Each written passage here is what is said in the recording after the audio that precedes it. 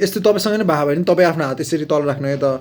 तपाईँ आफ्नो हात तल राख्नु, के भएको छ भने तपाईँ चाहिँ अब बेमा जाम कि नजाम भनेर एकदम सोचेर होइन लास्टमा जान्छु भनेर गएको, तर अलिकति लेट भयो अनि पठाउबाट त्यो भेन्यूतिर गएको, भेन्यू भन्दा नि पठाउतिर जन्तीको बसमा गएको। त्यो मान्छेले बिच बाटो 5जनाले कल गरेर तिमीलाई डाइरेक्सन दिएको होइन, हामी त त्यहाँबाट हिँडिसक्यौँ, तिमी यो ठाउँमा होइन यो ठाउँमा आऊ, यो ठाउँमा यो ठाउँमा, 5जनाले 5 डिफ्रेन्ट एउटा ठाउँमा आऊ। तैँले बल्ल बल्ल जसो तसो गरेर स्ट्रेस भएर बुद्धि खराब भएर फाइनली तिमीहरू डेस्टिनेसनमा पुग्यौ।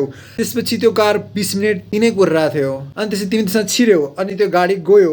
गाडी जाँदै त्यही दिन फेरि त्यही ठाउँमा त्यही रोडमा यति जाम थुप्रो पर्यो, 20 मिनट तिनै अड्किरह अहिले नि।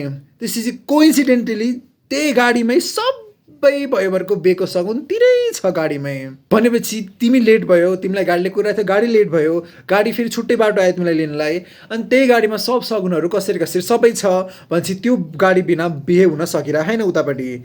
द्याट मिन्स बिहे लेट भइरहेको कसले गरेर? तिमीले गरेर। सो यस्तो तिमीले गरिरहेको छौ भने पुट योर ह्यान्ड्स डाउन। मैले गरेको